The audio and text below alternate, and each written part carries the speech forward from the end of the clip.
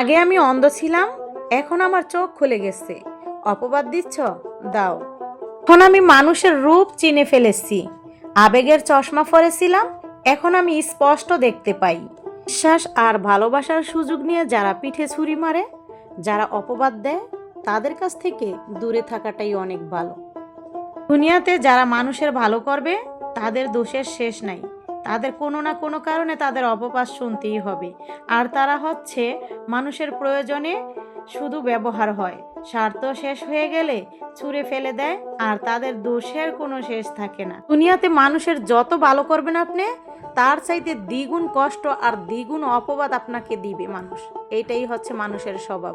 কারণ এই দুনিয়াতে ভালো মানুষদেরকে মানুষ শুধু ব্যবহারই করে, আর তাদের কাছ থেকে শুধু সুবিধাই নেয়।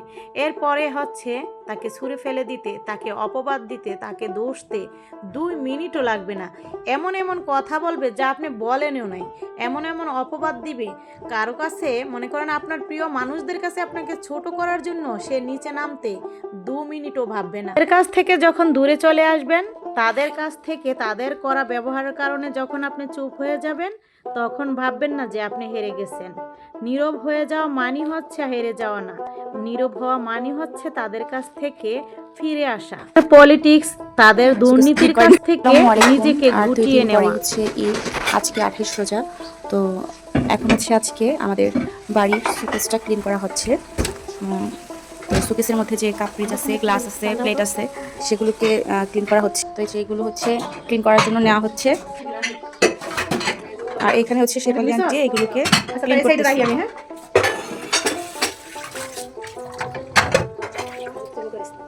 তো এই যে দেখেন, এগুলো ক্লিন করার পর এগুলো শুকানো হবে। এই যে শুকানোর জন্য এগুলো নেওয়া হচ্ছে, আপনাদেরকে দেখাচ্ছি কই নিচ্ছে। এই যে এখানে এগুলোকে আবার শুকাতে দেওয়া হচ্ছে। রাখো, সমস্যা নেই। তো এইভাবে করে হচ্ছে কি প্লেটগুলোকে শুকানো হচ্ছে। কালকে এই রুমটাও গুছানো হয়েছে, এখন আবার বাকি রুমগুলো গুছাতে হবে। ঈদ আসলে এই একটা হচ্ছে গিয়ে সবার মধ্যে আনন্দ কাজ করে, নতুন করে আবার ঘর গোছাতে হবে, সাজাতে হবে, সব কিছু একটা পরিষ্কার করতে হবে। তো ঈদ আসলে অন্যরকম একটা অনুভূতি, অন্যরকম একটা আনন্দ থাকে। তো আপনারা যারা যারা এখনও আপনাদের কাজগুলোকে জমিয়ে রেখেছেন, তারা তাড়াতাড়ি করে কাজগুলোকে সেরে ফেলুন। শেফালি আন্টি শোকেসের সমস্ত কাপ পিরিজ নামাইছি, প্লেট বাটি নামাইয়া হচ্ছে শেফালিকে মাজতে দিলাম, আর আমরা হচ্ছে নিয়ে নিয়ে দিয়ে আসতেছি, আবার হচ্ছে শুকাতে দিয়ে আসলাম। এখন হচ্ছে শুকানোর পর আবার গুছিয়ে রাখতেছি। আমি হচ্ছে মানে এগুলো করতেছি, সেলাই কাজও করতেছি। সেলাই কাজের জন্য ওই যে বললাম, আমার মন মতো করে আমি ঘরটা সুন্দর করে গুছগাছ করবো। জি, ধোয়া পাকলার একটা বিষয় আছে। আসলে যতই পরিষ্কার থাকুক, এরপর হচ্ছে এগুলো যদি আমরা আবার না ধুই ভালো লাগে না, মনে হয় যে ধুইনি, কিছু কাজ করিনি, নোংরা এরকম ভাব লাগে, মানে ফ্রেশ লাগে না। নিজের ভিতরে যে একটা আত্মা ফ্রেশ ভাব, শান্তি ভাব, সেটা আসে না। এটা হচ্ছে আমাদের স্বভাব। মানে আমরা ঈদ আসলে, সব রাত আসুক, ঈদ আসুক, মানে অন্তত ঈদের সময় ধোয়া পাকলা না করলে নিজেকে ভালোই লাগে না, মনে হয় নিজে একটা খাচ্চর। যদিও পরিষ্কার থাকে তারপরও কিন্তু ধুতে হয়। এগুলো তো আর তেমন নোংরা হয় না, কিন্তু পরিষ্কার করতে হয় কিছুদিন পর পর, তাহলে আরও বেশি ক্লিন থাকে। এই হচ্ছে বিষয়টা। তো দেখুন, এই শুকানোর পর আবার এক এক করে সব কিছু রাখলাম এখানে, আর কোনো রকম গুছিয়ে রাখার চেষ্টা করছি। অত সুন্দর করে আমি গুছাতে পারি না। কেমন লাগলো কমেন্ট করে অবশ্যই জানাবেন, গুছানোটা সুন্দর হয়েছে কিনা। যারা এই পর্যন্ত দেখলেন, আপনারা শেষ পর্যন্ত দেখবেন কিন্তু, তাইলে আপনাদের কাছে অবশ্যই ভালো লাগবে। কারণ শেষ পর্যন্ত দেখার জন্য ভালো লাগার মতো কিছু আছে, এই জন্য বললাম আপনারা দেখতে থাকুন।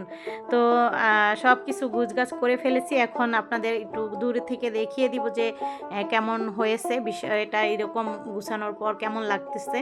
তো দেখুন, এই যে এখন স্পষ্ট দূর থেকে বোঝা যাচ্ছে যে আমি কিভাবে রাখলাম, গুছগাছ করলাম। তারপর হচ্ছে আমার আবার কাস্টমার আছে, মানে এর ভিতরে আমি একটু সেলাই করছি, আবার কাস্টমার আসে, তাদেরকে দেখাইতে হয়। তো আবার হচ্ছে নিতেও আসে। তো ওনারা হচ্ছে নেওয়ার জন্য আসছে, মানে ড্রেস তাদের বানাইছি। এই তো এখানে আবার আপনাদের ভাইয়া হচ্ছে নিয়ে আসছে কলা, তারপর হচ্ছে চিরা, আর হচ্ছে দই নিয়ে আসছে। সাইফুল বলছে যে আজকে ইফতারিতে ভাজা পোড়া খাবো না, দই চিরা খাবো, যার কারণে হচ্ছে ভাজা পোড়া বন্ধ রেখে দই চিরা আনা হলো।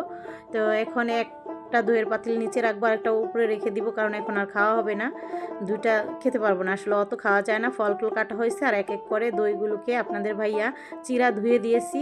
তো সেই ভিজানো চিরার সাথে দই, তারপর হচ্ছে সাইফুল কলা কাটতেছে আর আমি তো মাংস রান্না করতেছি। তো হাতে হাতে কিন্তু ইফতারের আগ দিয়ে আমরা বাসায় সবাই কাজ করে থাকি। তো এই যে এভাবে আমি রান্না করলাম আর ওরা হচ্ছে ইফতার আয়োজনগুলো রেডি করতেছে। তো মাংসটা কষানো হয়ে যাওয়ার পর ঝোলের পানি দিয়ে চুলা মিডিয়াম করে রেখে আমরা কিন্তু ইফতার করার জন্য বসে পড়ি। সবসময় একটু আগে বসার চেষ্টা করি, আল্লাহর কাছে দোয়া দুরুদ করার চেষ্টা করি, আল্লাহ যেন কবুল করে, এটাই হচ্ছে নিয়ম। কারণ তাড়াহুড়া করে গেলে কিন্তু হয় না, যার কারণে হচ্ছে আমি রান্না যদিও চুলা থাকে আমি ডিম করে এরপর হচ্ছে চলে যেয়ে হচ্ছে আল্লাহর কাছে তওবা টবা করে মুনাজাত করি, কিছু দোয়া টোয়া করি যেন আল্লাহ কবুল করে। আমরা হচ্ছে পাপী বান্দা, আল্লাহর কাছে যদি এই সময় দোয়া চাই তাহলে আল্লাহ আমাদের মাফ করে দিবেন। ভিডিওটি কেমন লাগলো অবশ্যই জানাবেন। সবাই ভালো থাকবেন, আমাদের জন্য দোয়া করবেন। আল্লাহ হাফেজ।